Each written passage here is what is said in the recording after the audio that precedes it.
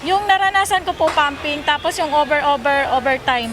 Overtime pa.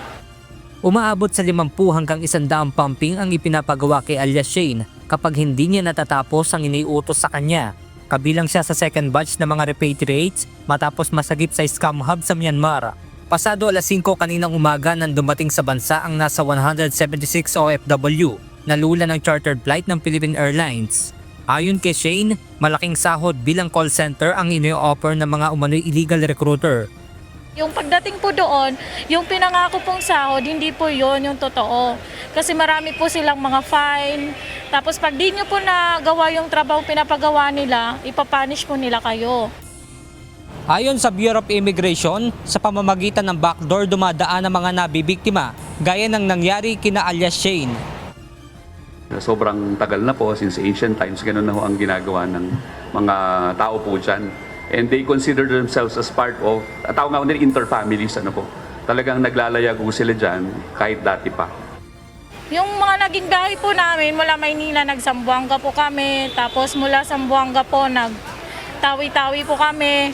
Dumaan po kami sa dagat, dumaan din po kami sa lupa, mahabang mga biyahe. At saka po, nag-plane din po, halo-halo pong ano. Tapos mayroon pong mga sumusundo sa amin, sila na daw po bahala. Ngunit habang nasa biyahe ay hindi niya maiwasang maghinala. Pero dahil wala na rin siyang hawak na pera, ay wala nang magawa si Shane kundi ang sumama na lang. Pag sabi po ka sa amin, may kasama lang po kami, kaya po kami dadaan ng Zamboanga. Pagdating po doon, nag-iba na po yung mga way nila. Wala na rin po kami magawa kasi sabi nila lahat ng mga gastusin sila naman po ay may sagot. Siyempre po wala naman po kasi kaming pera kaya wala na rin po kami magagawa. Samantala kanina, kinumpirma ng Bureau of Immigration na 7 tauhan nila ang tinanggal muna sa pwesto dahil sa umano'y pagpapaalis sa ilang na-repatriate. Inirekomenda rin ng BI sa Department of Justice na patawan ng mga ito ng preventive suspension habang isinasagawa ang investigasyon. We received information yesterday, a report, that meron daw pong nag-facilitate ng pag-alis ng ibang mga biktima po na kaka-repatriate lang po natin. So immediately po, we relieved those people of their duties. I think mga 7 po sila.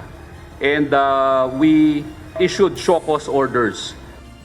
Sinabi naman ng Department of Foreign Affairs na may 59 na mga Pilipino pa ang inaasahang makakauwi sa susunod na linggo. Hindi na chartered flight yan kasi kung mas konti, easier to just buy commercial tickets, no? We're pretty sure in the next few weeks may mga uwi. Sana mauwi na lahat. Panawagan naman ng Department of Migrant Workers na wag basta maakit sa offer ng malaking sahod at pagdudahan na rin kung ang pagbiyahe patungo sa ibang bansa ay sa pamamagitan ng dagat. Kapag biglaan, pinamadali, purely online transaction, these are all badges, indications of illegal recruitment. Benedict Samson, UNTV News and Rescue. Diyos ang aming sandigan, serbisyo publiko ang aming pinahahalagahan.